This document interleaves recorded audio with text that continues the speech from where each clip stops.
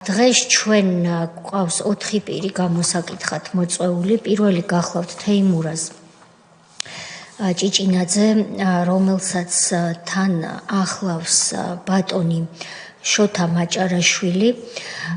ისინი ისაუბრებენ ბატონი თეიმურაზ ჭიჭინაძისა და მისი კომპანიის ქონებრივი უფლებების დარღვევის ფაქტებზე და სამდივნოს მინდა ვთხოვო, რომ ორივე პირი შემოაცილოს დარბაზში, თუ ისინი აქ ბრძანდებიან და შევუდგეთ სხდომას სამუშაო სხდომის რეჟიმში.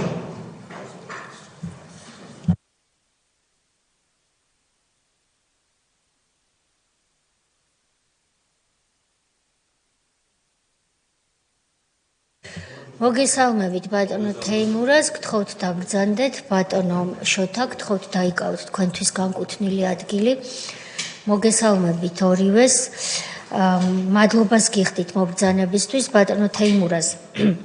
პროცედურა გახლავთ ასეთი, რომ კომისიის სახელით მე უნდა გაგაფრთხილოთ იმის თაობაზე, რომ ჩვენი კომისიის წინაშე კითხვებზე პასუხისთვის თავის არიდება, ან პასუხზე უარი, ან კიდევ განზრახ-ცრუახსნა განმარტების მოცემა არის დასჯადის სისხლის სამართლებრივი წესით და ამ გაფრთხილების დასტურად გთხოვთ თქვენი ხელმოწერა დასვათ იმ დოკუმენტზე, რომელიც სამდივნომ გადმოგცათ და თქვენ უკვე თან უნდა გქონდეთ, რის შემდეგაც უკვე შევდგებით მუშაობას.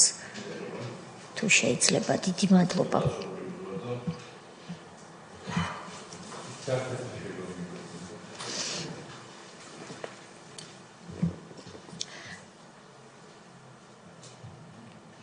ბატონო თემურ, ასეთ მეთოდს გთავაზობთ მუშაობის, რომ თქვენ 10-15 წუთი აიღეთ და თავისუფალი თხრობის რეჟიმში თქვენი და თქვენი კომპანიის ჟინერის საკუთრების უფლების დარღვევის ფაქტებზე ქრონოლოგიურად და ისე რომ ჩვენთვისაც და მსმენელისთვისაც მარტივად იყოს გასაგები მოგვითხრეთ თუ შეიძლება. მივესალმები ბატონ შოთა მაჭარაშვილს, რომელმაც ძალიან ყოვლის მომცველი, მომწურავი და ანალიტიკური მასალა წიგნის სახით მოამზადა ამ და სხვა იმ საქმეებზე, სადაც ნაციონალური მოძრაობის რეჟიმი პირდაპირ ატერორებდა ბიზნესს და რა თქმა უნდა ჩვენ ამ მასალას თქვენი ნებართვით ბატონო შოთა დასკვნის შედგენის დროს გამოვიყენებთ და თუ კი თქვენ გაგიჩნდებათ სურვილი რომ ბატონი თემურის გამოკითხვის პროცესში ჩაერთოთ, მანიშნეთ და სიტყვას მოგცემთ რა საკვირველია. გთხოვთ ბატონო თემურ. პირველ რიგში ხალბატონთია მოგესალმებით ბატონო კომისიის წევრებო. მე მინდა დაგიდასტუროთ ჩემი პატივისცემა ამ კომისიის მიმართ, რომლის იმედები მეც და ძალიან ბევრს გაუჩნდა ამ თქვენი მუშაობის შედეგად და კიდევ ერთხელ მინდა მადლობა გითხრათ რახან დაინტერესეთ ჩემი განცხადებით და საჭიროდ ჩაითვალა ამ თემის განხილვა, რომელიც ერთ-ერთია იმ შემადგენელი და სისტემური დანაშაულების, რომელიც ხდებოდა იმ პერიოდში. პირველ რიგში მე კიდევ ერთხელ გავაკეთებ ესეთ შესავალს, რომ მინდა დაუდასტურო ჩემი სოლიდარობა და თანაგრძნობა ყველა იმ დაზარალებულებს, რომელიც ახაც ვიხილეთ თქვენთან, რომლებმაც განიცადეს საოცარი ეს დიდი წლეხი და თავისი ფიზიკური და სულიერი და ყველა ჯანმრთელობა შეწირეს ბევრმა ამ საქმეს და კიდევ ერთხელ დაუდასტურობა ჩემი თანაგრძნობა. ეხლა რაც შეეხება თუ მომცემთ უფლება ალბათ მოკლე ექსკურსი გავაკეთო. ეს არის ენერგეტიკული კომპანია ჟინერი, რომელიც ლიზინგის წესით ფლობდა ჟინვალხეს. 94 წელი თუ გახსოვთ, ეხლა თქვენ შედარებით ახალგაზრდები იყავით და უდენობა, უშუქობა, ძალიან მძიმე სოციალური მდგომარეობა გესი იყო გაჩერებული თითქმის ნახევარ სიმძლავრეზეც ვერ მუშაობდა.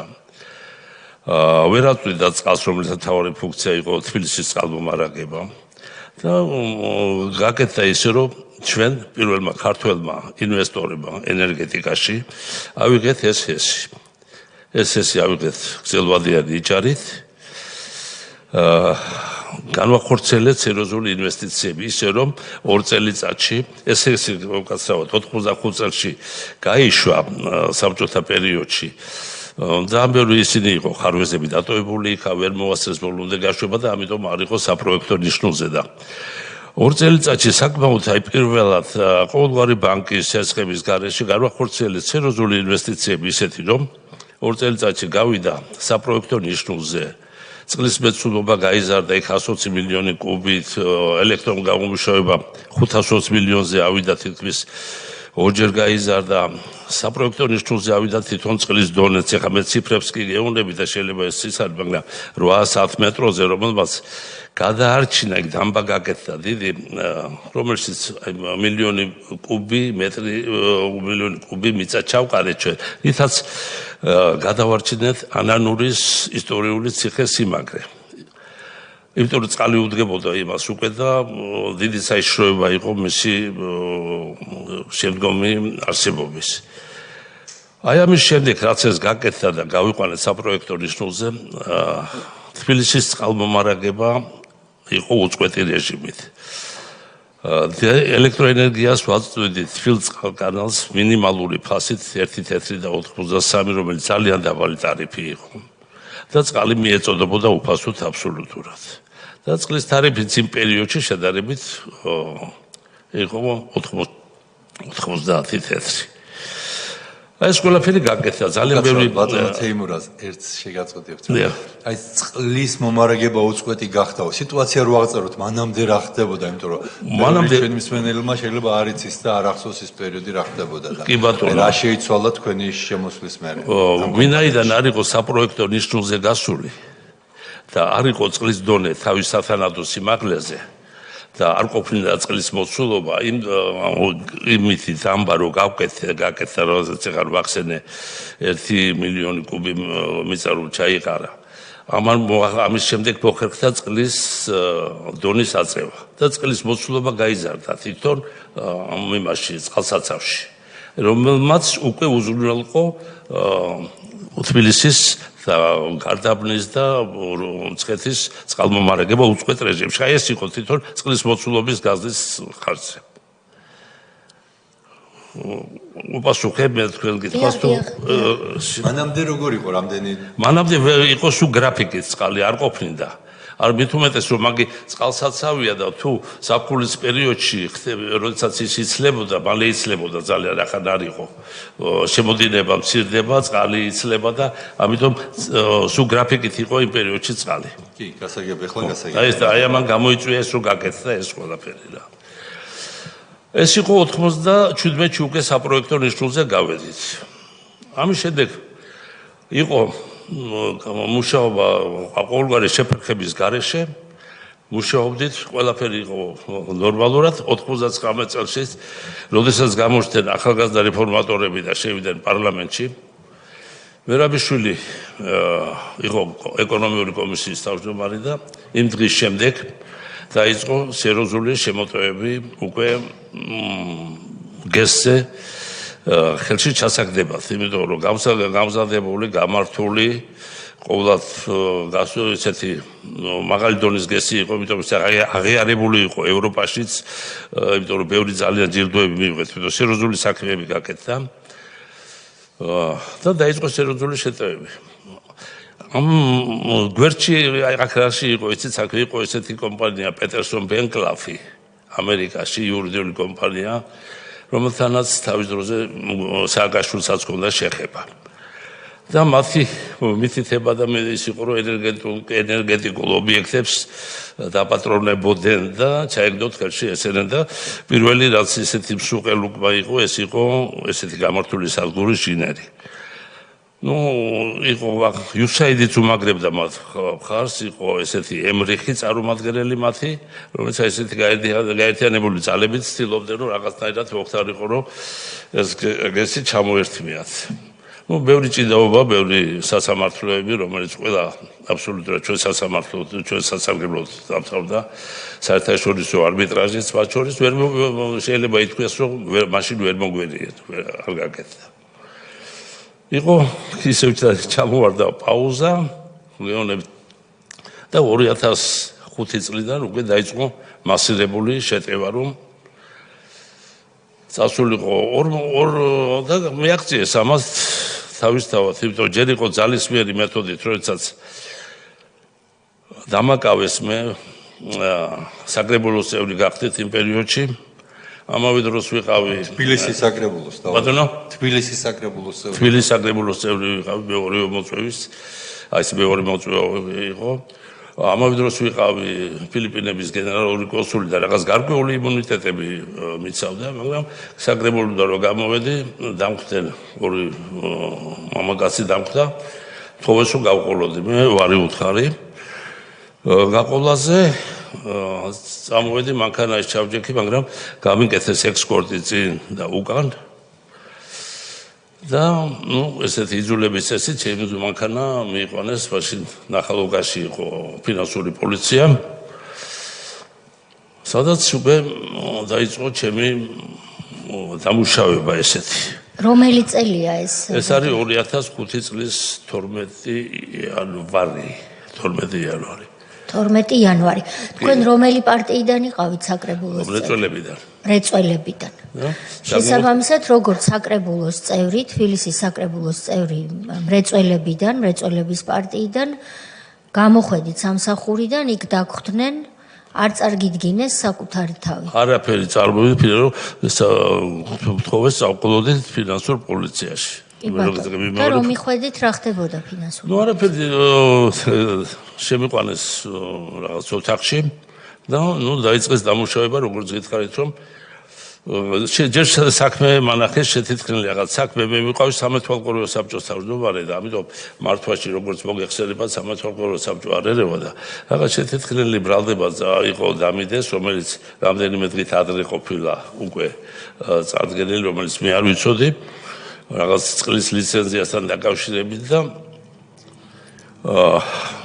მითხრეს რომ უნდა დათმოთ შენი წილიო რა.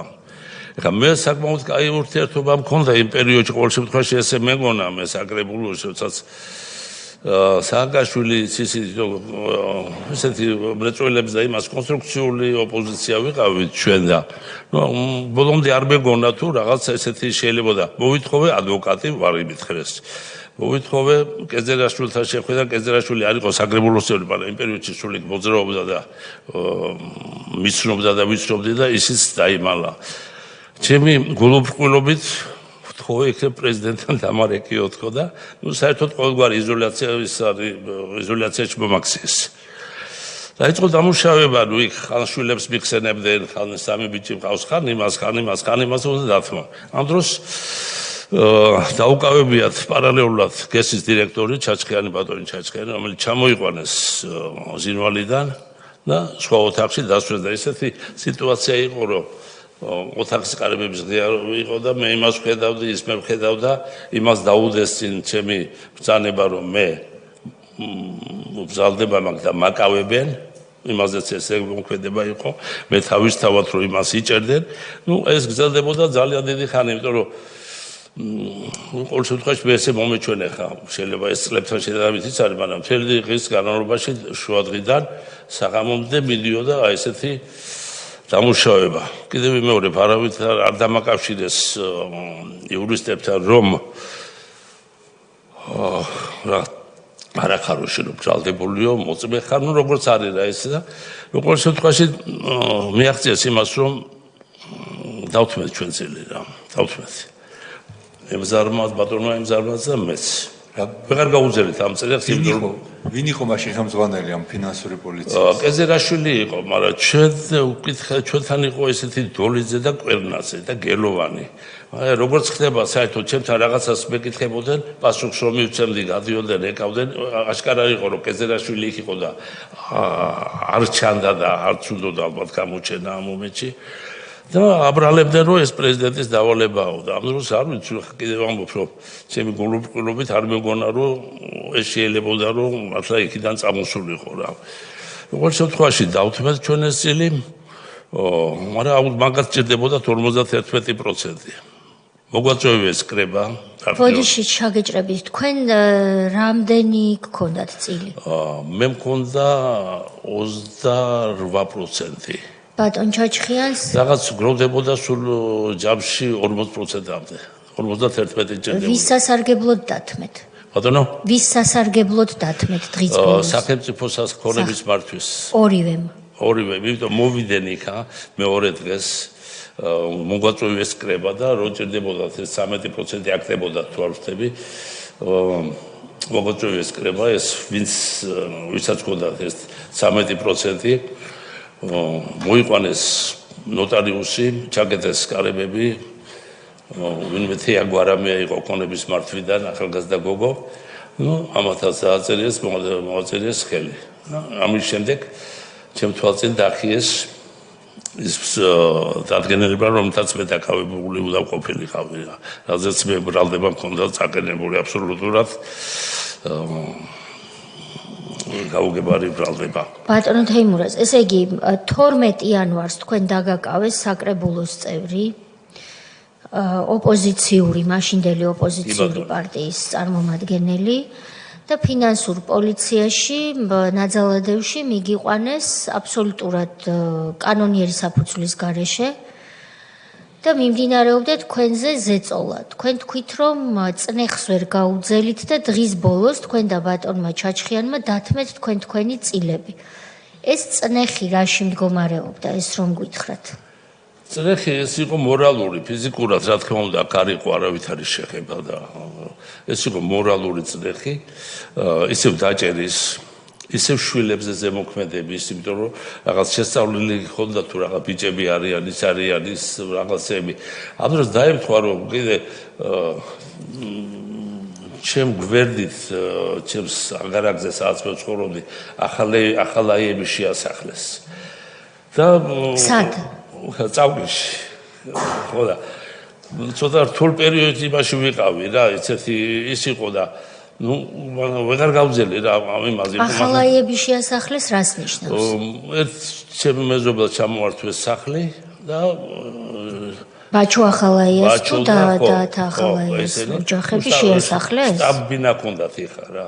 კარის მეზობლები ვიყავით იხა ერთი ეზო გვაქვს და კიდე გეუბნებით ახლა ჩემი ის იყო რომ ვეღარ გავუძელი, იმიტომ იქიდანაც იყო ხსენება, აქედანაც ყოველდღიურად და просто სისუსტე გამოვიჩინე, მაგრამ ალბათ ვერ გავძლევდი მე არც პატარა ვიყავი მაშინ ასაკით და მოდი შეფასებებში ნუ ვიჩქარებთ სისუსტე შეფასებითია.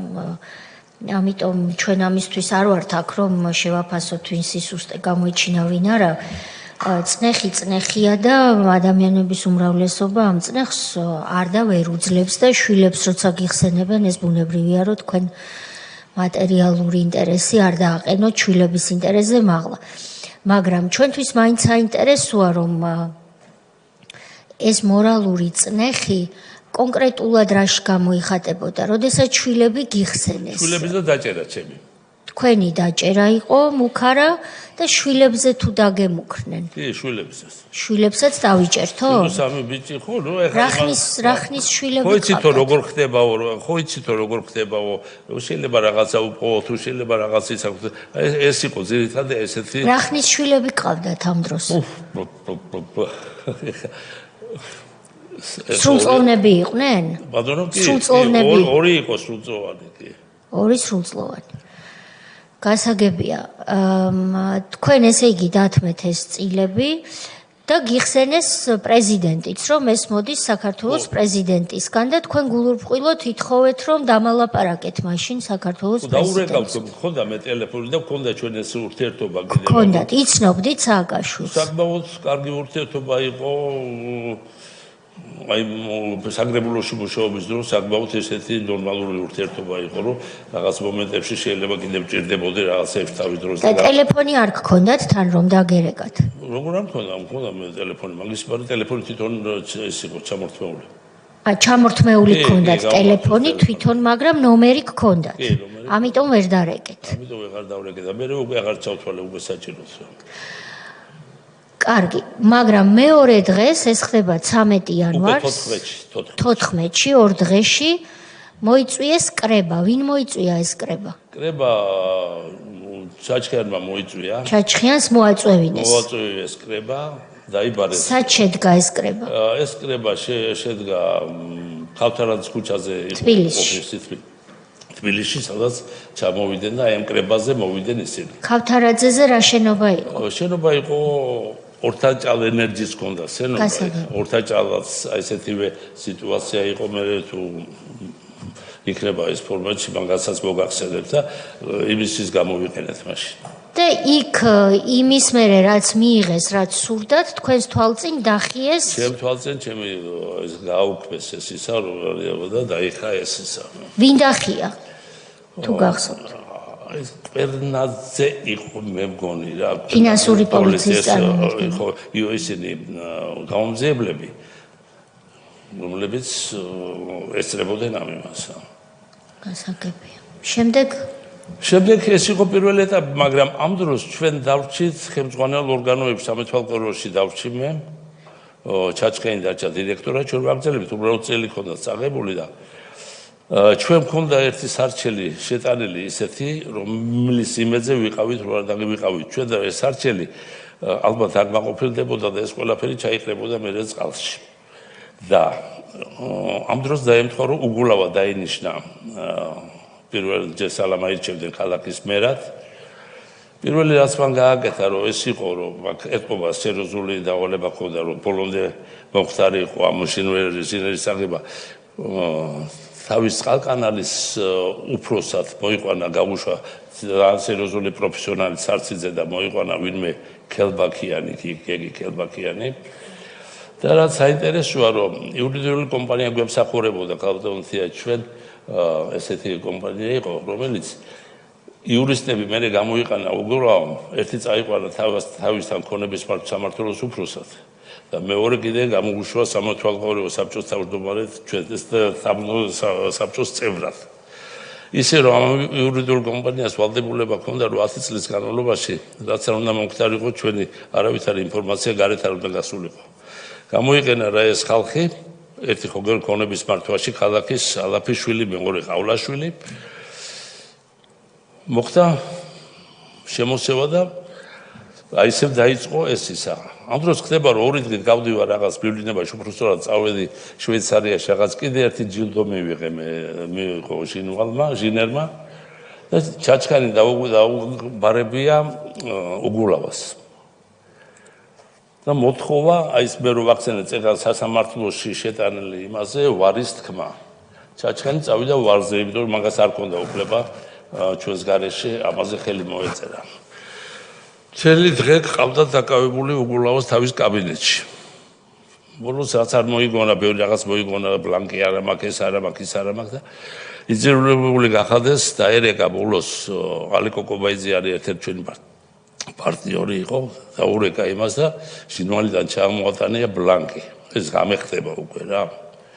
და იზოლების წესით მაგასაც ვეღარ მოაწერეს ხელი რომ ვარს იძახდა ამ სასამართლო პროცესზე, რომლის იმედი ჩვენ მქონდა რომ აი ამითი უკვე უნდა რაღაც აღვედგინა რაღაც პოზიციები და მოაწერეს ხელი და ეს იყო ეს ჩაატარეს კრება, ეს ვინც ვახსენე ეს ხალხი შემოვიდეს სამართალმორევ საბჭოში და მათი მიზანი რაც იყო რომ გაეკოტრებიათ კომპანია და გაეოქმებიათ რომ მე არავითარი პრეტენზიის ამოყენების უფლება რაღაცა არ ქონოდა.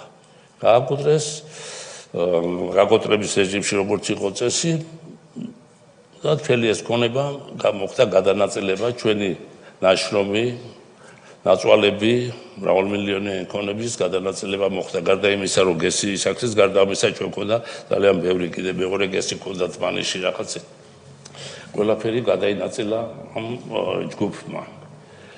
მაგრამ რა არის ეს ყველაზე მთავარი რომ ერთია რომ გესი წაიღეს მე შეფასებას არ ვაკეთებ და ჩაგაყენოთ საქმის ხურში და ვიზარალეთ ჩვენ პარტნიორებმა ინვესტორებმა მთავარი მათი ამოცანა იყო რომ წყლის ტარიფი უნდა გაეჯვირებიათ რასაც ჩვენ პირობებში ვერ ახერხებდით იმიტომ რომ დაბალი იყო ენერგიის ტარიფი წყალი უფასო ვერაფრით ვერ ახერხებდით და როგორც კი ეს გაკეთდა მოგეხსენებათ, რომ კატასტროფულად გაიზარდა მას შემდეგ, რომელიც ძალიან მძიმე ტვირთად დააწვა მოსახლეობას და რომელსაც ესაც იხდის.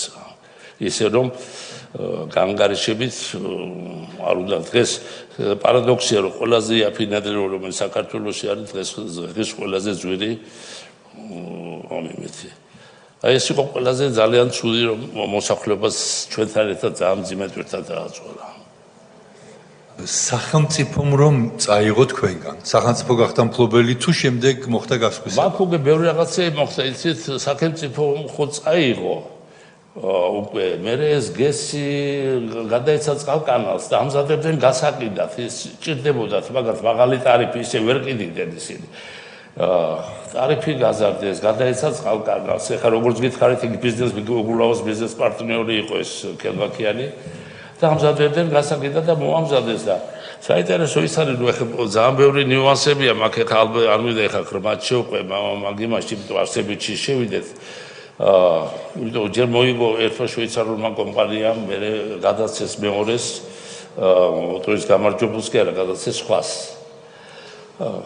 და კიდე სერიოზული რუსული კვალი შეიმჩნეოდა და იმიტომ რომ რუსები დაენიშნენ დირექტორება და ერთი-ორი ქართველი იყო კიდე ამ იმაში და თავარი ის არის რომ პრეზიდენტმა ხელი მოაწერა თუ გახსოვთ 2007 წლის ნოემბერში გადადგა ის წინა დღეს მოაწერა 23-ში თვალთები გადადგა 24-ში და წინა დღეს მოაწერა მის გასხვისებაზე ამ წლის გასხვისებას და ტარიფი თვითონ დაუწესა ინვესტორებს არის ესეთი განკარგულება და ვადოსუზარა ციხში არის ყველა. ხო არ გახსოვთ ტარიფი განსხვავება, ანუ თქვენ უფასოდ აძლევდით და ტარიფი რამდენი? ჩვენ წყალს ვაძლევდით უფასოდ და ელექტროენერგიას მინიმალური ფასით. ლარი ისა 1.4 და 83 ნამდვილად მინიმალურია და რამდენი გახდა ხო არ გახსოვთ? ეხლა არის გაორმაგეს ფაქ. გაორმაგეს, იმიტომ რომ აი ელემენტარულად იგივე წყლის ხარჯი ჯერ კიდე მაშინ გაზარდეს 800 ლიტრა იყო ერთ სულ ადამიანზე. წარმოიდგინეთ როგორი უნდა იყოს მოხმარება ოჯახში რომ 800 ლიტრა წყალი ერთმა კაცმა ყოველდღიურად დახარჯვა. აიყვანეს თვალთები 1000 litrას ეს ისა. თუ ამის ხარჯი ხდება წყლის ტარიფის და გაძვირება დღეს ეხლა 4 ნახევარი თეთრი არის მე მგონი სადაც მწველი არ არის ესეთი მასე. და კიდევ ერთი კითხვა. თქვენ რო ბრძანეთ რომ თქვენ გქონდათ ხელშეკრულება დადებული იურიდიულ კომპანიასთან რომელიც უნდა მოგმსახურებოდათ თქვენ და მათ ამ კომპანიას მის თანამშრომლებს გქონდათ ვალდებულება რომ არ გაეტანათ ინფორმაცია მინიმუმ 10 წელი. და ამ კომპანიის ორი ხელმძღვანელი ალაფიშვილი და ყავლაშვილი წაიყვანეს თანამშრომლებად. თანამდებობებზე დანიშნეთ. სახელები ვინ რა არის ამ ალაფიშვილის და ყავლაშვილის? ბატონო, სახელები თუ შეგიძლიათ გითხრათ ამ ორი ადამიანის. ალაფიშვილს ერქვა ლევანი. რქვია ლევანი და ყავლაშვილს ყავლა გიორგი შეიძლება გიორგი ყავლაშვილი. კი ბატონო. და ეს ორი პირი იღებდა აქტიურად კომპანიის გაკოტრებაში მონაწილეობას? მაგინმა უკვე გაკოტრების იმაში თვითონ მიიღეს ხუბლურების ის სამეთვალყურეო საბჭოს შემოვიდა ყავლაშვილი და ეს კიდე ქონების მართვა იყო და განაგებდა ქალაქში ქონების იმას. აი კონკრეტულად რა ნაბიჯები გადადგეს იმისთვის რომ გაეკოტრებინათ კომპანია? ნუ ყოველ შემთხვევაში კონკრეტულად ეხა ეს დეტალები შეიძლება ვერ გითხათ, მაგრამ თვითონ ეს ჩამორთმევაში ამ დეტალებში რაც იყო, რაც არ იყო, ის ყველა ნიუანსი იცოდა. აკეთებდნენ იმას, რასაც თქვენ არ გააკეთებდით.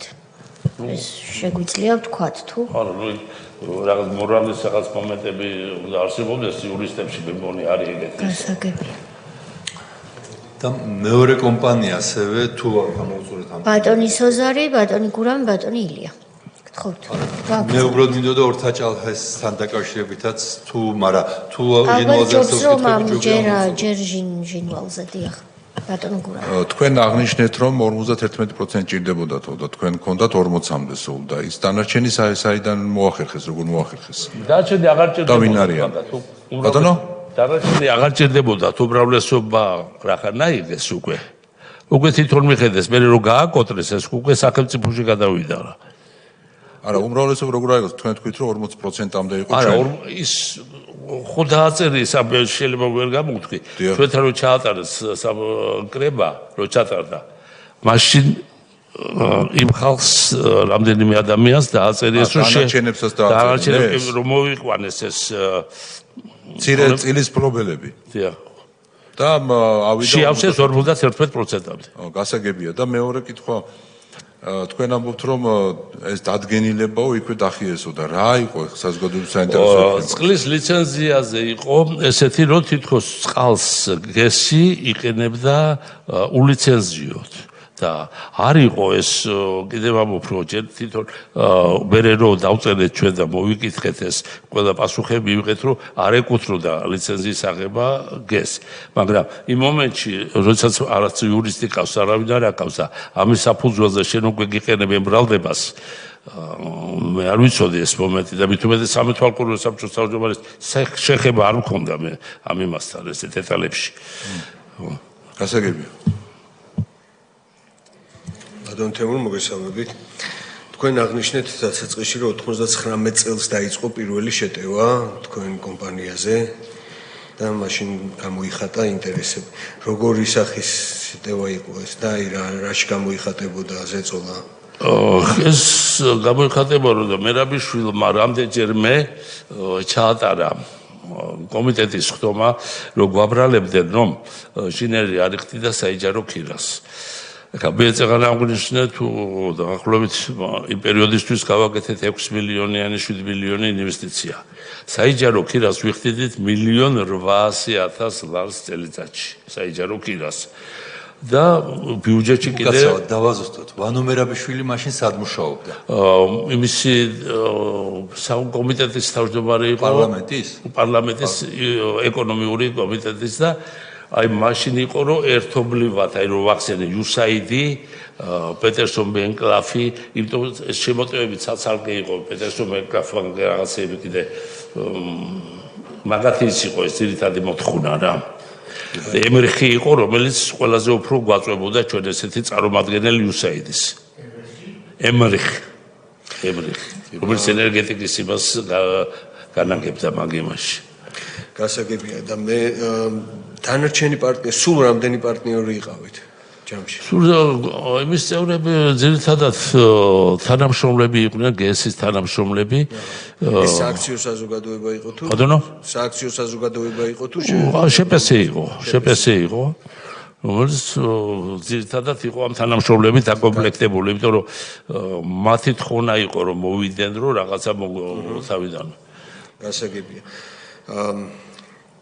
თქვენ აღნიშნეთ რომ ჩაჩხიანს არ ქონდა უფლებაო აი რაღაც დოკუმენტზე ხელმოწერის პარტნიორების გარეშე მაგრამ მიუხედავად ამისა აი ერთი დღე რო დააკავეს კაბინეტში გულავასთან ის იძულებული იყო მე რომ მოეწერა ამ საბუთზე ხელი ეს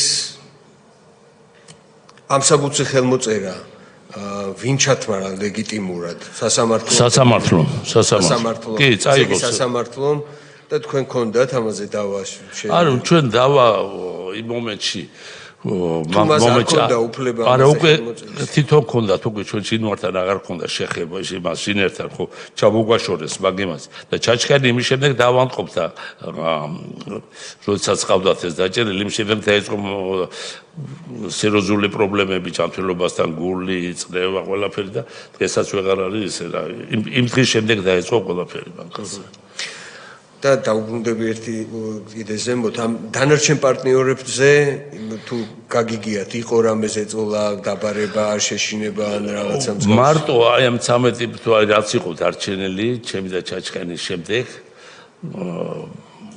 ვაგერი რომ მოიყვანეს იქ ჩვენთან და ჩაიკეთა კარებები ჩვენს ავუხსენით რა რომ ნახეს რომ ჩვენ დავთმეთ აღარ ქონდათ იმასაც გამოსავალი და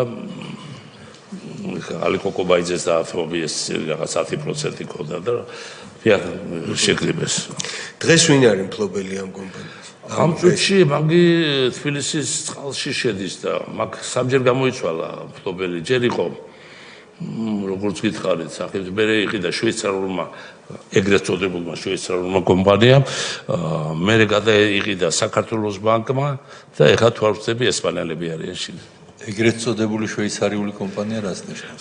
ეგრეთ წოდებული რატო იცით მაინც მოიაზრებოდა რომ რუსული ის იყო მაგაში, იმიტომ დირექტორები ვინც დაინიშნა მე ორი კაცი იყო მოსკოველი ენერგოპროს წარმომადგენელი იყო ერთ-ერთი კავშირი ბაქაც ენერგოპროსა და მას შორის და ორი ქართველი იყო ხაჟალე იყო დათო ხაჟალე ერთი არა შეგელია იყო და კიდე ერთი ქართველი ბიჭი იყო დირექტორებად. ამიტომ ვიძახი რომ შვეიცარიული ნაკლებად იყო და მაშინ ვებ გვერდზე არ მოიძებნებოდა ამ შვეიცარიული კომპანიის რაღაც სხვა სერიოზული აქტივები. შენგელიას აერქო ხო არა? ბატონო? შენგელია იყო ერთი. ხო, ვინმე დავით შენგელი არ ვიცი.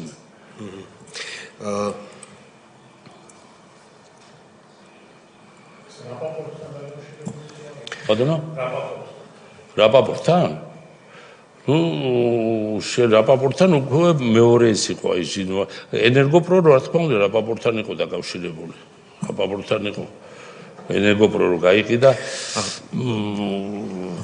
ის იყო თავიდან ბოლომდე ენერგოპრო ცეხურზე რა გითხრათ მაგრამ ერთი კიდე მინდა დავაზუსტო თქვენ რო გადაეცით იმის მერე რომელ წლებში მოხდა პირველი ნასყიდობა კომპანიის როდის მოხდა მეორე აი შვეიცარიის აი ამ როგადა საქართველოს ბანკში და იმაში თანმიმდევრობა როგორი იყო და რომელი წლები იყო არა მაგას ვერ გეტყვით ეხლა იცით მე ეს ყველაფერი იმდენად დახურული ელემენტარულად ხელშეკრულება რო ხელშეკრულებაა გაფორმებული სახელმწიფო ისიც გასაიდუმლოებულია ბანკის შემოღებული იყო ნოღაიდელის მიერ რომ ყველას რასაც ხელს აწერდა და იმ პერიოდში ისეთი ტენდენცია იყო რომ ტარიფებს პრემიერი ადგენდა და წყალზე პრეზიდენტმა დაადგინა და მე იმაშობოდა ეს ბრძანებულებებშია ყველგან და ამიტომ მე როგორი თანამიმდევრობით წავიდა წლებს მადლობ იმიტომ აღარ მეხებოდა მე მაგი და ამიტომ მე არა მე ჟინერთან დაკავშირებით მაგკითხვა და მე ბატონი სოზარი უკვე ავჭალასთან დაკავშირებით დასვამს კითხვებს თქვენ არაერთხელ ახსენეთ USAID და იმ კონტექსტში რომ როდესაც თქვენი ამ ბიზნესის ჩამორთმევისთვის მუშაობდა ბატონი ივანო მერაბიშვილი იმ დროს საქართველოს პარლამენტის წევრი და ეკონომიკური კომიტეტის თავმჯდომარე მას ხელს უწყობდა ამ თქვენ თქვით შემოტევები ეს სიტყვა გამოიყენეთ USAID ეს შემოტევები კონკრეტულად რაში გამოიხატებოდა ეს USAID-ის წარმომადგენლებს თქვენ ხვდებოდით პირადად რას გეუბნებოდნენ რომ რატომ იყო კარგი ქვეყნისთვის ხელისუფლებისთვის თუ რაღაცა სხვა უფრო დიდი მიზნისთვის რომ თქვენ კი არ ყოფილიყავით მფლობელები არამედ ყოფილიყო სახელმწიფო არგუმენტაცია მაინტერესებს რა იგულისხმებოდა ამაში და ასევე თქვენ ახსენეთ მეორე კითხვასაც დაგისვამთ რომ ეს თავდასხმები თქვენს ბიზნესზე და თქვენზე დაიწყო 1999 წლიდან და 2005 წლამდე მანამ სანამ როგორც აკრებულოს წევრს უკანონოდ აღიკვეთეს თავისუფლება თქვენ რეალურად 6 წელი გაუძელით როგორც თქვენ ბრძანეთ და მათ შორის ახსენეთ რომ მოიგეთ საერთაშორისო საარბიტრაჟო დავაც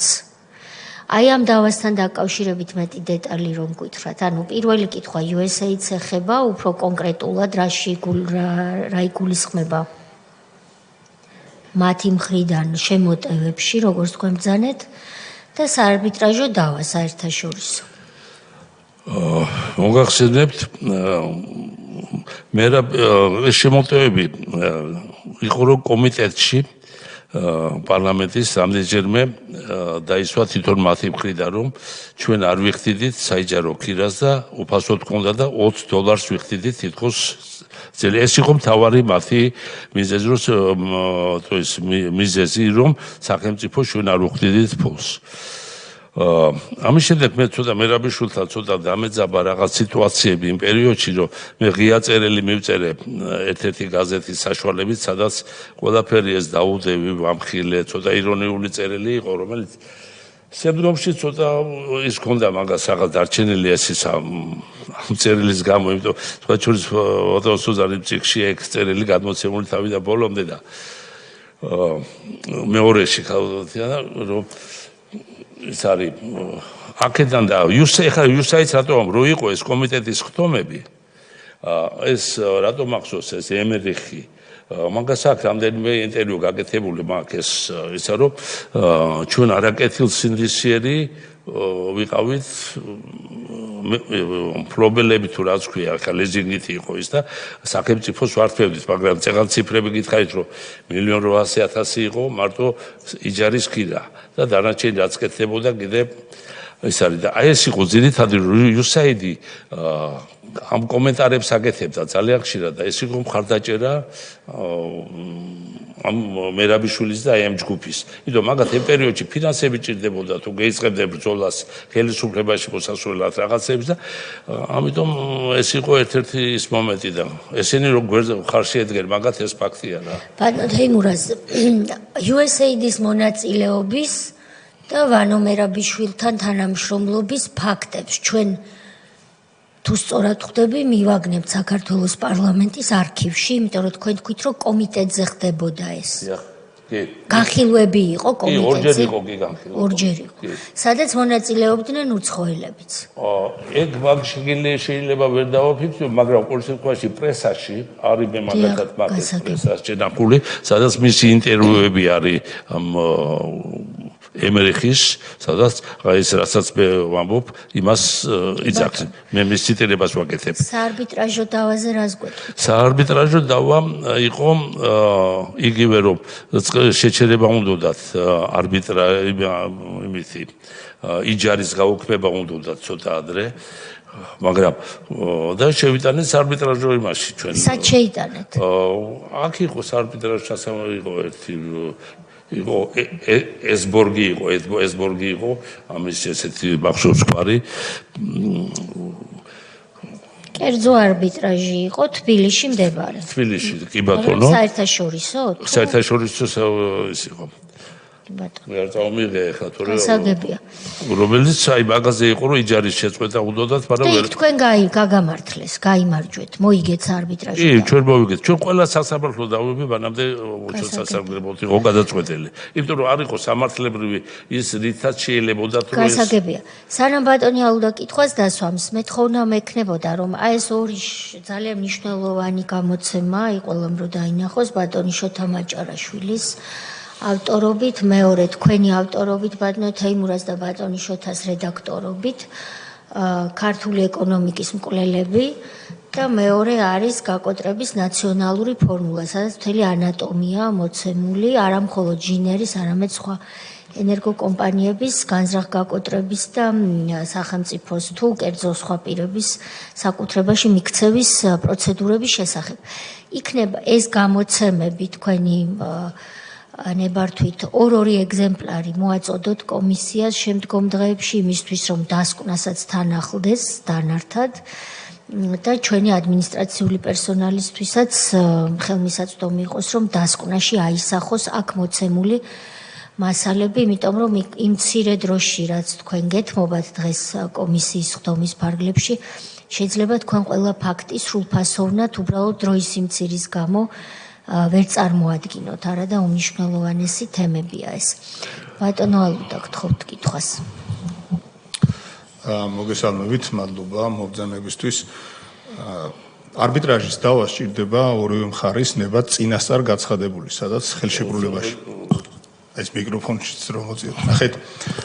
აი არბიტრაჟი რო იკითხე ჩემმა კოლეგებმა, კერძო არბიტრაჟი იქნებოდა, მაშინ ბევრი იყო, ასე ვთქვათ. ჩვენს ქვეყანაში და კანონი ამას პრაქტიკულად ნაწილობრივ არეგულირებდა, ნაწილობრივ ესე ღიად იყო, მაგრამ ერთი დათქმა იყო. არბიტრაჟს ცალკეული მხარე ვერ აირჩევდა. ორივე მხარის წინასწარ გაცხადებული ნება უნდა ყოფილიყო ხელშეკრულებაში იყო. ხელშეკრულებაში, დიახ, ამიტომ ეს ძალიან მნიშვნელოვანი არის, რომ ისე არ გავიგოთ, რომ ვინმეს მოესურვა რომელიმე მხარეს, ეს არ არის როგორც სასამართლოს კლასიკური შემთხვევა, რომ სასამართლოში მიდის ერთი მხარე და მეორე მხარის ნება არ ჭირდება ამაში, თუ ის თulis რომ ისი უფლებაში არის დარღვევა, არბიტრაჟთან მიმართებაში წინასწარ გაცხადებული წერილობითი ნება უნდა არსებობდეს. ამიტომ ამას ჩვენ მივაკვლევთ ალბათ, ხო? ეს მიკვლევადი იქნება, ხელშეკრულებაში იქნება. არბიტრაჟი, ვინ იყო განხილველი და ასე შემდეგ, რა არგუმენტები იყო წარდგენილი თქვენს მიერ და რა არგუმენტები იყო დაუშვათ თქვენი არგუმენტების გასაბათილებლად მეორე მხარის მიერ, რამე თუ თქვენ დავობთ თქვენს უფლებაში უხეშ ჩარევას. ეს ერთი საკითხი. მიდასტურებთ რომ ეს ასეა, ხო? ანუ ხელშეკრულებაში იყო და ორივე მხარის შეთანხმებით ხდება. დიახ, მინდოდა რომ დამეზუსტებინა. ახლა მეორე საკითხი. თქვენ როდესაც ეს დათმეთ და თქვენი ნებისაწინააღმდეგოთ იყო ცხადია. რაც თქვენი ნებისაწინააღმდეგოთ არის, ის არის კანონსაწინააღმდეგო და ამავე დროს ამორალური გარიგებას იცნობს სამოქალაქო კანონმდებლობა, მათ შორის ჩვენი კანონმდებლობა. თქვენ არ გიცდიათ რომ მთელი რიგი მტკიცებულებები დაასახელეთ, ახლა გამომძიებლები ესწრებოდნენ ამ ყველაფერსო, კონკრეტული პიროვნებები დაასახელეთ, ხო? ასევე კონკრეტული პიროვნებები დაასახელეთ, რომელიც მე როგორც ყოფილი ადვოკატი პირდაპირ გეტყვით, რომ ინტერესთა კონფლიქტი არის. აქ მხარე კოლეგებმა იკითხეს, რომ რა როლი ჰქონდათ და ასე შემდეგ. ხო, მეტი როლი რა უნდა იყოს, როდესაც მთელი სტრატეგია და მათ შორის საადვოკატო საქმიანობა აგებული არის კონფიდენციალობის და ასე ვთქვათ, მთელი სტრუქტურა არის იმ სტრატეგიაზე, რომელიც ერთობლივად სახავენ იმ გეგმას და ნაბიჯებს მხარესთან ერთად, რა თქმა უნდა, ადვოკატი. და ადვოკატს აქვს ვალდებულება, რომ მის ხელთ არსებული ყველა საშუალება გამოიყენოს ეგრეთ წოდებული კლიენტის ინტერესების დასაცავად. ნახეთ, ასეთი ფორმულირება არის. ამას კანონი ითვალისწინებს და ავალდებულებს და ეს არ არის თქვენ როდესაც მორალზე საუბრობთ, ეს მორალური განზომილება არ არის. ამას კანონი ავალდებულებს. ხო და აი როდესაც აი ამ თქვენი საქმის წარმოების დროს, მოდი ასე ვთქვათ, მთელი რიგი საკითხები და მათ შორის კომერციული საიდუმლოება იქნა გამჟღავნებული, მთელი ამ დაგეგმარებაში, სტრუქტურის თუ სტრატეგიის ჩამოყალიბებაში, მთელი რიგი საკითხები არის, ხო? ზღვა მასალა იქნებოდა ზოგიერთი მეტად კონფიდენციალური, ზოგიერთი ნაკლებად კონფიდენციალური, მაგრამ კომერციული საიდუმლოება, რომელიც თქვენთვის ღირებული იყო, ეს ხო ცხადი არის, რომ ამ პირებმა იცოდნენ და შემდეგ, რასაც თქვენ ბრძანებთ, მეორე მხარეს აღმოჩნდნენ ეს ადამიანები, ანუ მეორე მხარეს გულისხმობ, რომელიც თქვენი თქმით და თქვენი განცხადებით თქვენს მოწინააღმდეგე მხარეებად იყვნენ. სწორად ვიგებ ამას? და აი თქვენ ეს ყველაფერი, როდესაც ხელისუფლება შეიცვალა. თქვენ არ ქონიათ მცდელობა რომ დაუშვათ ამ თქვენი უფლებების აღდგენა მოგეთხოვათ სასამართლო წესით, თუნდაც სამოქალაქო წესით და რა ვიცი, რასაც მე ხა თქვენი განცხადებით აქ ვისმენ, უამრავი, მინდა ხაზი გაუსვა. არაერთი და ეს ნიშნავს, რომ მართლაც უამრავი არის. მტკიცებულებების წყება არის, რის შედეგადაც შეიძლება რომ სამართლებრივი დავა წამოიწყოს ადამიანმა. ეს არ გაგიკეთებიათ და ან თუ არ გაგიკეთებიათ მიზეზი რა იყო? ან თუ ეს გააკეთეთ, ეკნებ გითხრათ და საზოგადოებასაც უთხრათ, რომ რა ეტაპზე არის ეს კონკრეტული დავა. მადლობა. გიპასუხებთ 2011 წელს ჯერ კიდევ პერიოდში ურთაჭალაზე დავიწყეთ დავა და ჩემი დამცველი ინტერესები დამცველი იყო ყოფილი თქვენი წევრი ბატონი სალია იყო აი ურთაჭალასთან დაკავშირებით რომელიც სტარტში წავიდა მე ეს არჩელი და ამასთან დაკავშირებით თქვენ გითხეთ ეს განცხადება პროკურატურაში ჩვენი შეტანილი 2012 წლის როგორც კი შეიცვალა ხელისუფლება ჩვენ დაგვიბარეს რატომღაც ჩვენი ინიციატივის გარეშე დაგვაწერია ეს განცხადება და ფინანსურმა პოლიციამ დაიწყო მოძიება 2012 წელს და დღემდე ეს ჩვენი საქმე ეს აღწერილობით ყველაფრით ასწრებს გადაცემულია დევს პროკურატურაში და ყოველ წელს ჩვენ რომ მიმართავთ როგორ არის საქმე მიმდინარეობს ძიება აი ეს არის პასუხი რასაც ჩვენ ვღებულობთ მთელი ამ 13 წლის განმავლობაში საქმე დახურული არ არის მიდის მაგრამ არ დაზარალებულად ვარ ცნობილი არაფერი არის ესე გაჩერებული თორე ყველა მტკიცებულება წარდგენილი არის იქ კი ბატონო შეპესე ჟინერის საჩივარია პროკურატურაში თუ თქვენი ჟინერის კი ბატონო ჩვენი პარტნიორები ჩვენ რომ შევძლოთ სათანადოდ გამოთხოვა ამიტომ გეკითხებით პარტნიორებს კი ბატონო ბატონი ირაკლი ქადაგიშვილი ერთი დაზუსტება უფრო მეტად ანუ მთავარი საბაბი რის გამოც ეს დავა საერთოდ მიმდინარეობდა ჯერ კიდევ პარლამენტში იყო ის, რომ თქვენ როგორც ლიზინგის თანხას არ იხდიდით შესაბამისი რაოდენობით, ხო? და თქვენ ბრძანებთ, რომ იხდიდით სრულად. აი, აქ კიდევ ერთხელ რომ დავაზუსტოთ ეს ერთი საკითხი და მეორე, როდესაც თქვენ ლიზინგით აიღეთ, განახორციელეთ ინვესტიცია ამავდროულად, ხო? აი, ქონებაში, რომელსაც შემდგომში იყენებდით და რა ვალდებულებები გქონდათ, თქვენ უნდა მიგეწოდებინათ წყალი ქალაქისათვის და ელექტროენერგია ქსელისათვის. აი ეს მომენტები რომ დავაზუსტოთ კიდევ ერთხელ.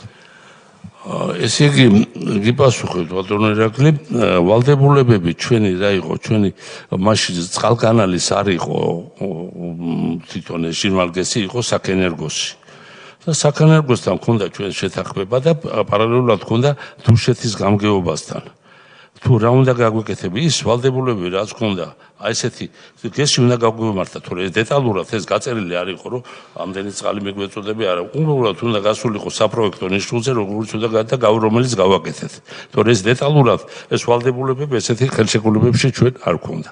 მაგრამ ამას ყველაფერს ვაკეთებდით გარდა იმისა, რაც მოგახსენათ, რაც თუშეთთან მქონდა რაღაც გარკვეული ხელშეკრულებები რაიონის კეთილმოწყობასთან დაკავშირებით. მოსახლეობის გაყვანა იქიდან ბევრი იყო დარჩენილი, ის ხალხი გავიყვანეთ, იმიტომ რომ საფრთხე ჰქონდა წყალდიდებასთან დაკავშირებით და მთელი ეს სამუშაოები ჩატარებული გვაქვს ჩვენ მაგდიმასთან. იჯარის იმიტომ იყო რომ ვერც ერთ სასამართლო იმიტომ რომ არ დასტურდებოდა, იმიტომ ჩვენ ფულს ვიხდით, ყველაფერი ნათლად ჩანდა მაშინ. გასაგებია, ბატონ შოთას ხომ არ სურს რაიმეს დამატება ამასთან დაკავშირებით, დადებით პასუხის შემთხვევაში გთხოვთ ჩართოთ მიკროფონი და გისმენთ.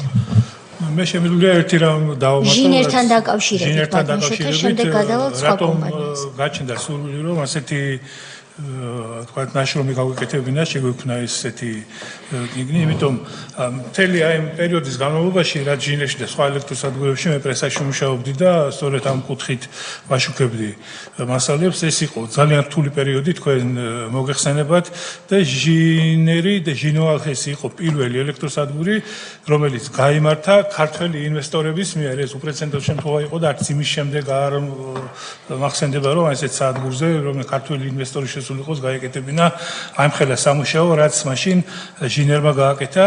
მე ნანახი მაქვს რეაბილიტაციამდე ჟინერი, იმის შემდეგ ეს დაახლოებით 80 მეტრი წყლის მიწის ქვეშა სადგური, რომელიც მაშინ დანგრეული იყო, მხოლოდ ერთი აგრეგატი მუშაობდა ისიც შეფერხებით. და რამდენიმე თვეში უკვე 4 აგრეგატი გამოიმუშავებდა სრული სიმძლავრით, იქ სხვა პრობლემებიც არის, მაგრამ ამაზე არა. აი, რომ უფრო კარგად ახსნა რა მნიშვნელობა ჰქონდა ჟინერს, თქვენ ყველას გვახსოვს, რომ გაითიშა სისტემა, გაქრა მთელი საქართველოს ჩაბნელდა და ამისი აღსადგენად საჭირო ხდებოდა მეზობელი ქვეყნების, თქვა სომხეთის ან აზერბაიჯანის დახმარება, რომ აი აზერბაიჯანისა და სომხეთის ენერგოსისტემებს მოეწოდებინათ ელეგია ქართული სისტემის, საქართველოს ენერგოსისტემისთვის, რომ ეგ ენერგეტიკული ტერმინია, რომ სიხშირის დაჭერა მოხდარიყო, სხვადასხვა ობიექტები ჩართულიყო და ელექტროსადგურები ისევ ამოქმედებულიყო, იგივე ენგური და სხვა. აი ამ რეაბილიტაციის შემდეგ და იქ მთელი კომპიუტერული ტექნოლოგიები დაინერგა, უკვე აღარ იყო საჭირო აი ექსტრემალური პირობების დროს მეზობელი, თქვათ, აზერბაიჯანის ან სომხეთის დახმარება და ჟინერის მეშვეობით უკვე რამდენიმე წუთში თუ ამას რამდენიმე საათი ჭირდებოდა მანამდე ჟინერის მეშვეობით, თქვა 15-20 წუთში უკვე ხდებოდა ენერგიის აღდგენა ქართულ ენერგოსისტემაში.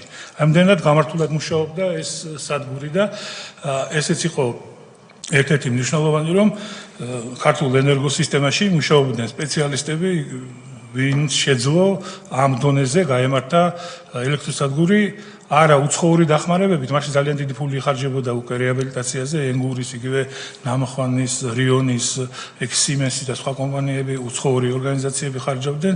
აქ კი ქართული კომპანიის, ქართული ინვესტორების მიერ მოხერხდა ჟინვალის, როგორც წყალმომარაგების, იქ ძალიან დიდი სამუშაოებია შესრულებული. და ეს იყო იმდენად თვალშისაცემი საქმე, რომ ამის უსამართლობა იმდენად თვალნათელი იყო, რომ თვალის დახუჭვა შეუძლებელი გახდა და ამიტომაც გადავწყვიტეთ, რომ ესეთი ნაშრომი შეგვექმნა და მე მგონი მთელი სურათია აღწერილი აბსოლუტურად დეტალურად რა როგორ იყო ციფრებით, რამდენია იქ საიჯარო გადასახადი, რამდენი სიხდი და რამდენი წყალი რა ღირდა რა ფასად და როგორ ეს აი ამიტომ გახდა ამ წიგნის ვაკდა, მე მგონი კარგი საქმე გავაკეთეთ როგორც. კი ბატონო, დაგეთანხმებით, ძალიან დაგვეხმარება ეს ჩვენ შემდგომ მუშაობაშიც, ამიტომ ამ გამოცემებისთვის თქვენ ბატონიშვილთა და ბატონ თეიმურას როდის გამოვიდა ეს წიგნი, როდის მოგეცათ საშუალება, რომ ეს წიგნი დაგებეჭდათ და ეს ამ წიგნზე უბრალოდ უამრავი მასალები ქონდა, როგორც ჟურნალისტური, ისე სხვაც მუშაობა დავიწყეთ ალბათ უფრო ადრე, სადღაც 7-ში, 8-ში, მაგრამ წიგნის გამოცემა მოხერხდა 2012 13 წელს გამოვეცით ეს კი ბატონო 2013 წელს არის დაბეჭდილი მაგრამ არ მიიღო გამოცემულო კაცრავ ბევრმა იმან იქ სხვა მიზეზები იყო ალბათ ეს საინტერესო არ არის ეკონომიკურია და რაღაცა და კიდე ჯანმრთელად და კარგად რო გადარჩით და რამე კიდე დიდ წვეულის ქვეშ არ მოყევით ალბათ ეგეც ის არის ასაკვის მაგწლებში ესეთი რაღაცის დაწერა ძნელი იქნებოდა ალბათ. მაგაზე არ ვფიქრობთ ალბათ რომ ესეთი. კარგი. ბატონო სოზარ, თქვენ გსურთ რომ ბატონ თეიმურას სხვა კომპანიასთან დაკავშირებით დავუსვათ შეკითხვა. ბატონ თეიმურა, მე ვიცი რომ ამის შემდეგ ჟინერით არ მოიწურა საქმე, უკვე გადავიდა თემა მეორე თბილისში მდებარე ორთაჭალაჰესზე. ორთაჭალაჰესთან დაკავშირებით უბრალოდ ცოტა ესეთ რა ბევრ კითხვას გავერთიანებ ერთ კითხვაში, ანუ რა მდგომარეობაში იყო, როდესაც თქვენ შეიძინეთ, როდის შეიძინეთ და შეძენის რა ფორმაა, შეძენა იყო თუ ესეც იჯარით იყო, რა ინვესტიცია ჩადეთ, რა ხელშეკრულება გქონდათ სახელმწიფოსთან და შემდეგ როგორ წარიმართა ვითარება ამ ჰესთან დაკავშირებით. კი ბატონო, მოგახსენებთ. ვინ იყავით ასევე იქაც მფლობელები? მფლობელები თუ მოიჯარეები? ორთაჭალაჰესი როგორც ცნობილია იყო ცნობილი ესეთი მეორე სახელწოდება ჰქვია ზარალგესი, იმიტომ რომ არასდროს არ მუშაობდა და მისი ძირითადი დანიშნულება იყო ვთქვი კალაპოტის შენარჩუნება, ეს იყო. ელექტროენერგია იყო მეორე ხარისხოვანი. მაგრამ იმ პერიოდში, როცა დეფიციტი იყო სერიოზული ელექტროენერგიის, ისევე მე უკვე მეორე ჯგუფთან ერთად ავიღეთ ეს იჯარით, ისევე გავმართეთ ჩაიდო სერიოზული ინვესტიციები და ახლობით 7 მილიონი ლარის ინვესტიცია ჩაიდო აქ. გაიმართა და აი კიდევ გაკეთა ძალიან ბევრი რამე გესი რომელიც არასდროს არ მუშაობდა და ამუშავდა, გამომუშავება მივიდა და მეტრო სადგურს ვამუშავებდით ჩვენ ყოველგვარი შეფერხების გარეშე, აი მაშინ თუ გახსოვთ რომ ჩერდებოდა ხშირად მეტრო და გამოდი, აი ეს ყველაფერი მაშინ ავხოთ. გაიმართა და დღესაც ისე მუშაობს, იმიტომ რომ მე როდესაც ჩვენ წაგვართვეს ესე ბოდიში ვიხდი ჟარგონისთვის აი ეს მომენტი, როცა ჩვენ ეს 2008 წლამდე, 7-მდე მუშაობდით ჩვენ და კიდევ ამ ერთადერთი კომპანია იყო ქართული დარჩენილი. იჯარით გქონდა თუ გრძელვადიანი იჯარით ლიზინგით იყო ესეც 2019 წლამდე. იჯარის ქირასაც აქაც ვიხდით და დენის მიწოდება იყო ისევ 2.2 თეთრი. ქალაქისათვის გამომუშავება რამდენია წლიური? გამომუშავება რა ბანკის არის 14 მეგავატია სულ მცირე ის არის სიმძლავრეა, მაგრამ ამას ვამუშავებთ კიდე გეუბნებით, ეგ იყო ცნობილი ესეთი ზარალგესი და მე მაგასაც ერთადერთი გესი იყო დარჩენილი, რომელიც არ იყო კონტროლირებადი რუსული კომპანიების მიერ, იმიტომ რომ ეს გესები ყველა ჩავარდა მათ ხელში და იგივე რაპაპორტი ვახსენეთ წეღან და ამაზეც მოინდომა ენერგოპრომ და დიდი დახმარება, იმიტომ რომ კიდე მე აღარ ვახსენე ბატონი ნოყაიდელი, მართალი უკვე გადამდგარი იყო, მაგრამ ყავდა მაგას იქ დამენია თავისი ბიზნეს პარტნიორი დატოვებული. რომელმაც თავისი ლაშა ჟვანიას დახმარებით ვაში მინისტრი იყო ეკონომიკის პირდაპირ გაიტანეს აუქციონზე ეს ჩვენი კუთვნილი იმიტომ რომ იქ ძალიან ბევრი უკვე ჩვენი კუთვნილი იყო იმიტომ ამ ხელა ინვესტიცია ჩადებული ქონება შენობა ავაშენეთ იქა და პირდაპირ გაიტანეს და ენერგოპროს პირდაპირ მიყიდეს ესე და ეხლა მე რატო ვამბობ ასე ნოყაიდელი თავიდანვე იყო ენერგოპროს ლობისტი როდესაც შემოიყვანა ეს კომპანია და აქაც მარტო ერთი ობიექტი რომელიც თელასის იყო და იმის იყო მაინდა-მაინც ენერგოპრომ წაიღო ეს არის ყოველგვარი კანონიზაცია ეს ხო გეუბნებით იყო აღზრული საქმე 2011 წელს კიდე ჯერ ხელისუფლების დროს წავიღეთ არბიტრაჟში სტრასბურგში და ნუ რაღაც იქაც შეფერხებები იყო რაღაც შეგვიშალა ხელი ვინმე ჟღენტი იყო იქ რომელსაც ნაციონალური მოძრაობის ერთ-ერთი წევრი რომელიც შეგვიშალა ხელი რაღაც მის გაგზელებაში რა გასაგებია თუ არის ორთაჭალხესთან დაკავშირებით კითხვები ბატონი ილია გვარგნებავდეთ კითხვის დასმა ორთაჭალხესთან მაგ პერიოდში თქვენ იყავით საკრებულოს წევრი რომელ წელში ორი მოწვევის შეკავ პირველი და მეორე 2005-მდე როცა მეორე მოწვევა გათავდა უკვე 2005-მდე არა 99 წელს როდესაც ეს მოხდა იჯარის ხელშეკრულება გაფორმება თუ გაფორმება 1994-ში მოხდა ეს 94-ში მოხდა და მაშინ თქვენ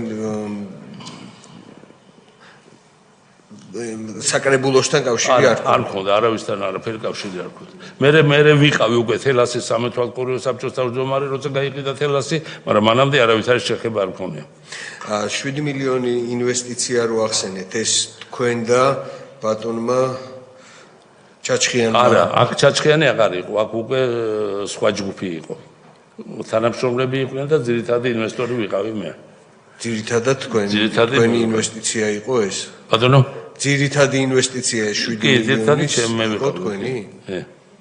გასაგები. ბატონი სოზარი. მაინც მოსახლეობისთვის ესე იგი ჟინვალხესთან დაკავშირებით ხელშეკრულება გარდა იმისა რომ გააორმაგეს მოსახლეობის ზოგადად გამომუშავება და თბილისის წყლის მომარაგება გახდა 24 საათიანი თბილისის გარდაბნის და მცხეთის და ეს წყალი თქვენი მხრიდან მიეწოდებოდა უფასოდ დენის ტარიფი რომელიც შემდეგ დადგინდა თქვენ დროს რო იყო 1 თეთრი და 82 გახდა 3 და 62 ანუ პრაქტიკულად არის გაორმაგებული და ორთაჭალხესიდან იყიდება თავისუფალ ბაზარზე ანუ აქაც ალბათ გასამაგებული გაოთხმაგებულია მისი სეზონის მიხედვით ფასი ეს არის საბოლოოდ რაც აწვება მოსახლეობას კისერზე ბოდიშვილი ჩაგერთვებით იმიტომ რომ გაზდის საფუძველი იქ არ იყო იმიტომ იმის შემდეგ იქ ინვესტიცია ჟინვალზე არ გახორციელებულა და დენის ტარიფი მატება შეიძლება თუ განახორციელებ რაღაც ეროს და ორმაგი რო ხდება ამ ხელა ინვესტიცია იქ არ გახორციელებულა საერთოდ სრობიცათვის ანუ თქვენ როგორც აღნიშნეთ ტარიფის გაზდა იყო გარკვეულწილად თვითმიზანი იმიტომ რომ მერე შემდგომ გაზდილი ტარიფით ადვილი იქნებოდა უცხოელზე გადაყიდვა. ხო? ბატონო. კარგი, თუ დიახ ბატონო ილია. სხვა საქმიანობით იყავით დაკავებული, სხვა საქმიანობას თუ შეეხო ეს ეწოლა იმის გარდა. არა, მე სახელმწიფო სტრუქტურაში საერთოდ არ მიმუშავე არა. არა, სანამ სახელმწიფო სტრუქტურაში იმუშავებდით, მანამდე, როდესაც ეს მოხდა, ეხლა 7 მილიონიანი ინვესტიცია არ არის მაგ პერიოდისთვის ცოტა ინვესტიცია, ხო? კი, ბიზნესი მქონდა მე. გარკვეული მე ენერგეტიკოსი ვარ საერთოდ ბიზნესი მქონდა რაღაც გარკვეული იმ პერიოდისთვის რომელშიც ამიტომ ეგ პრობლემა არ იყო მაშინ არ მქონდა გასაგებია და როდესაც შეტევა დაიწყო ამ კომპანიაზე იმ დანარჩენ ბიზნესზე არ ყოფილა საუბარი თუ მარტო ამაზე პრინციპში რა არის იცით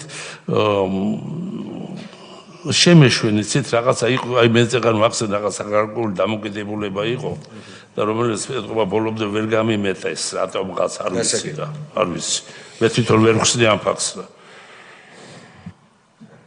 ბატონ ალუდას ქონდა ერთი კითხვა. თქვენ ახსენეთ, რომ ნაციონალური მოძრაობის წევრი იყო, რომელმაცო გარკვეულწილად შემიშალა ხელიო. პირდაპირ თქვით ეს სიტყვები. თქვენ ბრძანეთ, რომ ნაციონალური მოძრაობის წევრმა შემიშალა ხელიო. ეს სიტყვები არა, მანამდე თქვა, რაღაც საკითხებში შემიშალაო, არ დაუკონკრეტებია. ხო, არა, ეხლა ხო, თქვენ როდესაც ორთაჭალ ესე საუბრობდით, მაგ დროს თქვით, რომ რაღაც საკითხებში შემიშალა ხელიო ნაციონალური მოძრაობის წევრმა.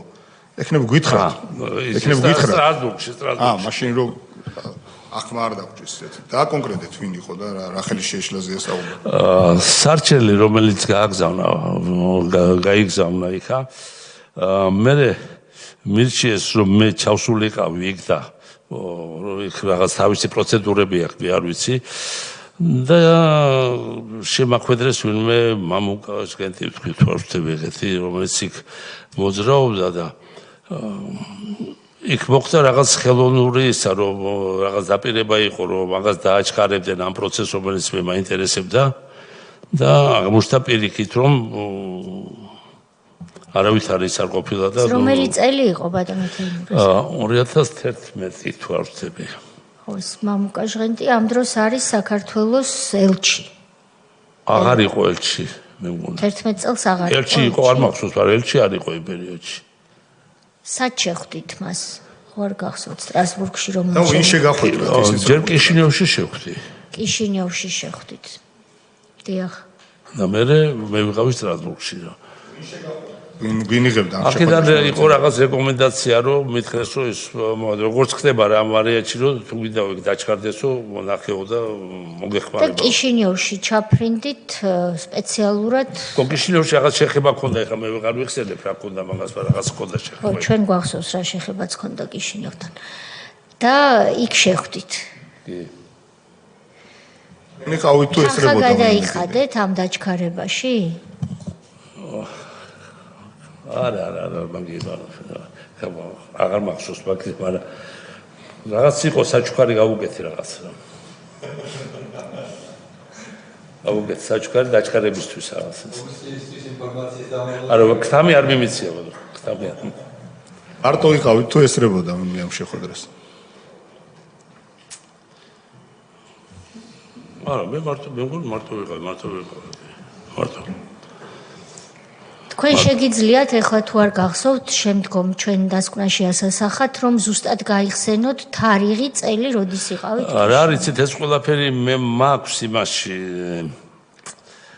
საბუთებში, შეიძლება ხა ვერ გიგანახთ, მაგრამ ყველაფერი მე მაქვს, მიმოწერა მაქვს, მე მქონდა იმის შემდეგ, რომ რაღაც მოხდა ფაქტი, რომ არ გაკეთდა და რაღაც პრეტენზიების და მე არ მეგონა თუ ეს გამოიწვევდა ამ იმას და თქვენ გააქვთ ეს მიმოწერა? რაღაცები მაქვს.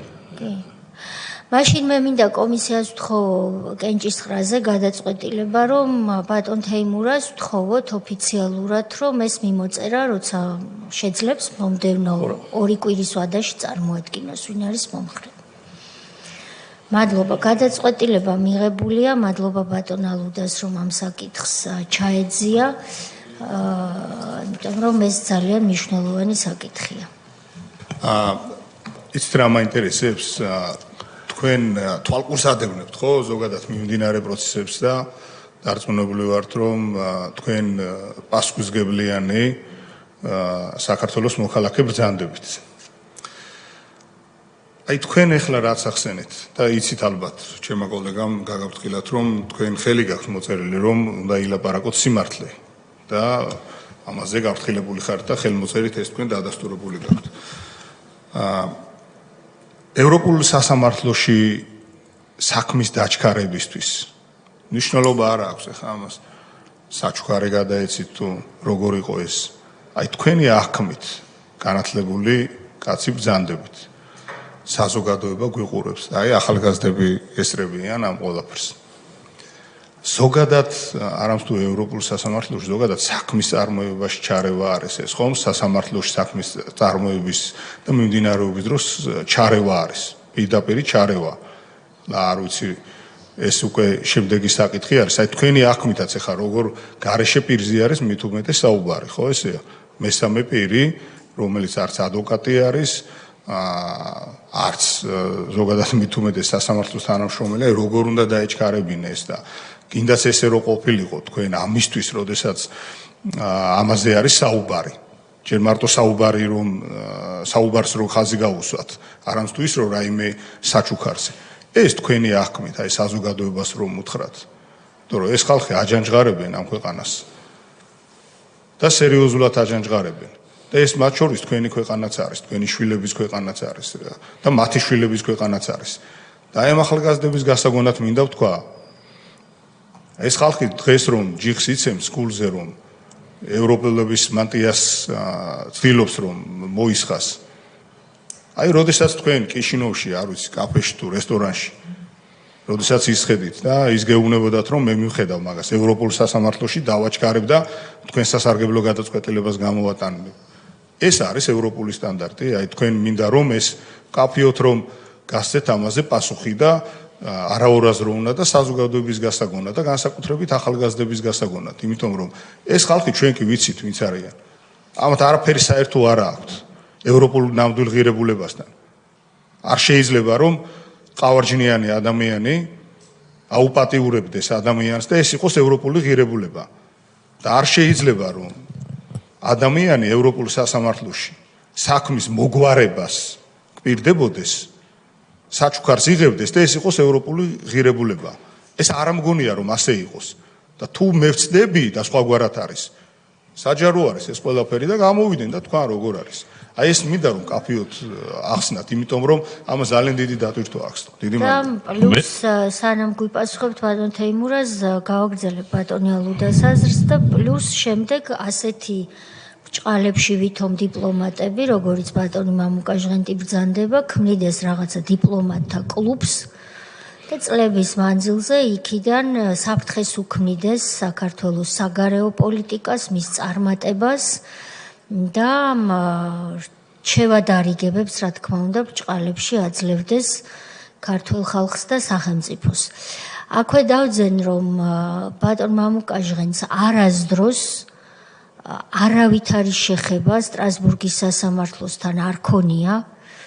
არაფერს ვამბობ ბერკეტზე, რომ რაიმე საქმე ან დაეჩქარებინა, ან იქიდან შედეგი გამოეტანა.